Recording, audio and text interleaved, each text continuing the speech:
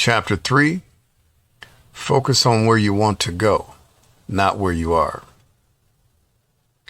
I learned how to drive from the most impatient man in the world, my dad. To illustrate this, my old man would intentionally never drink a beer down to an empty can because he didn't want to keep the next one waiting too long. One thing sticks out from the few lessons he gave me. He would say, "Son, don't concentrate on the bumper in front of you. You have to drive with the whole picture of things in front of you." This advice somehow embedded itself deep into my subconscious, as I would find out 3 years later when I was faced with a hard decision. In 1987, I was living in Santa Barbara, California, attending the local community college. I was 18 years old. One night I went down to a local bar called Joe's. It was a local hotspot at the time. This joint was where you could meet a mature woman. I had my fake ID and it was on. I met a group of ladies and started hanging with them. They were all drinking Cuba Libres, rum and Coke. I didn't even know what was in the drink and could barely pronounce the name. After a few, I excused myself to go to the restroom, and as I stood up, the entire room shifted 45 degrees. Oh boy, I'm drunk, but I managed to get to and from the restroom with maximum effort. I knew two things at this point. One, that I was drunk, and two, none of these mature ladies had an interest in me, so I bounced. I had a red 1974 VW Rabbit with the 4-speed manual transmission. I knew it was a bad idea to drive. This was the era of MAD, Mothers Against Drunk Driving. And when the police would bring a totaled car to high schools and college campuses to shock and impress upon young adults the hazards of driving drunk, I knew better. I believed I was being careful as I was driving home. It was a warm coastal night with a slight breeze in which you could smell the ocean.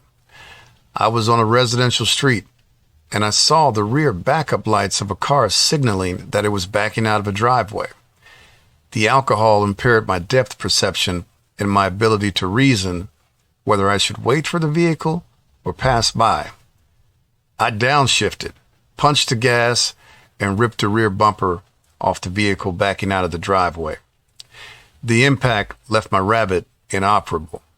Nonetheless, my first impulse after the crash was to flee the scene. I didn't want to face the consequences, and running away seemed like the best option for me. I punched the gas. The engine was revving high and loud. It felt like I was running away speeding 100 miles per hour through the residential streets. I was panicked, scared, and afraid. But in reality, the vehicle was barely moving. Then I heard a tap on the window and a voice, "Turn your engine off. The car isn't going anywhere." I looked up, and it was the owner of the wrecked car walking alongside of my car. I drifted my car to the curb and got out and sat down next to it. I put my head in my hands, waiting for the police. Moments later, the owner of the damaged vehicle sat next to me and said, "Son, are you okay?" I replied, "Yes, and I'm sorry." He asked if I had been drinking. I said yes. He asked if I had a driver's license. I said yes. Insurance? No. He excused himself and came back with his wife, and she then asked me about my parents and if they could help with the damages. I said no. I further explained to them that I was an out-of-state student with few resources attending community college, but I did have a part-time job at Pep Boys Auto Parts store. They both excused themselves and left me on the curb with my thoughts.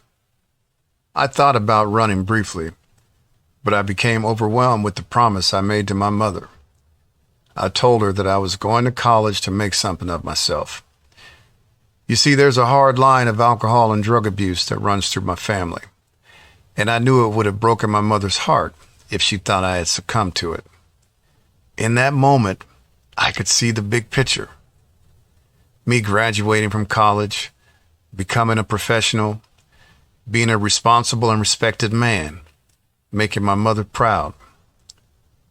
The husband and wife returned and explained to me that they were not going to call the police for fear that it would change my life for the worse.